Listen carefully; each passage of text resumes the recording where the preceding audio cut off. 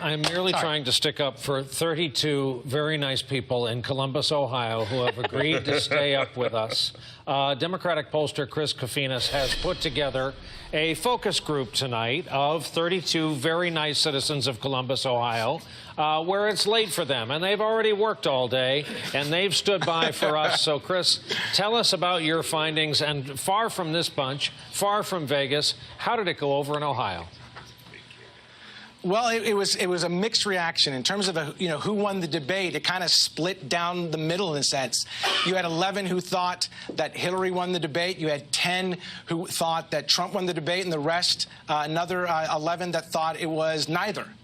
But what was interesting was, as much as they were kind of torn and they kind of kept yo-yoing back and forth as to who was doing well, in the beginning Hillary, then it was Trump, and then it was kind of tied, and then Hillary again.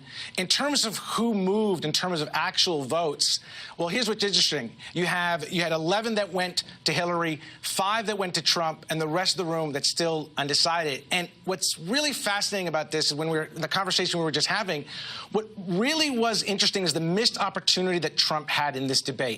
What really hurt him was the negativity, the personal attacks. And you saw that when I asked, who was more negative in this debate, it was 21 Trump, 1 Hillary, 10 thought they were both kind of equally negative. And that, I think, kind of speaks to the larger problem that Trump has, that every time he tries to connect, and he does connect, especially with his audience on issues like trade, and speaks to the frustrations about the economy, he ends up being his own worst enemy. He starts making the personal attacks, he starts interrupting, and that just loses people, and it just reinforces this narrative that's out there that he's just not ready to be president. Chris, do you have a microphone, and is there a 4-person that emerged from both camps that we could just hear from briefly? Sure. Michelle, give me your thoughts. What did you think overall in terms of the debate, how the candidates did? I thought they were equally, the debate went well. The thing that stuck out for me is when Trump was asked if he would concede, and he basically said no. I felt like it was disrespecting the democracy of the United States. Okay. Bill, what stood out for you in the debate one way or the other? Well, I think you said it was blown opportunities on the part for Donald Trump. I think Hillary did a good job keeping her poise under fire, and I think that Mr. Trump blew a lot of good opportunities to really put himself in a better position, like you said. Jay, what stood out for you in terms of the debate? I think that both candidates had missed opportunities. I think it could have been a much better debate if the candidates would have stuck to the issues, explained their reasons, and explained their platform. And that way the American people could understand where the candidates were coming from and make a decision based off of the actual issues. So everyone kind of has an idea in terms of how the room's divided. We had folks on the left, to my left, that leaned Hillary. The folks in the middle were all undecided, and the folks to the right leaned Trump.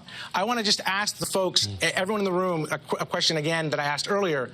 If Trump had been more positive in this debate, not in this election, not just this debate, how many in this room think that Trump would be winning this election right now? Raise your hands. That is nearly the entire room. So what's amazing to me is that, depending on what happens, if the polls that we're seeing, the battleground polls stay where they are, this was another missed opportunity. But this was a missed opportunity in terms of an election, because when you speak to these voters who are undecided or leaning one way, they do want change. The problem is they haven't bought the change that Trump is selling. Pollster Chris Kofinis, a favor for me, please thank everyone in that room on our behalf. Yeah, seriously. Nicole Wallace was in Ohio this week. The rest of us are planning trips there multiple days with our families to repay them their kindness. But thank them for their time, their attention, and their opinions. And that last show of hands, Nicole Wallace, is the Republican frustration in microcosm.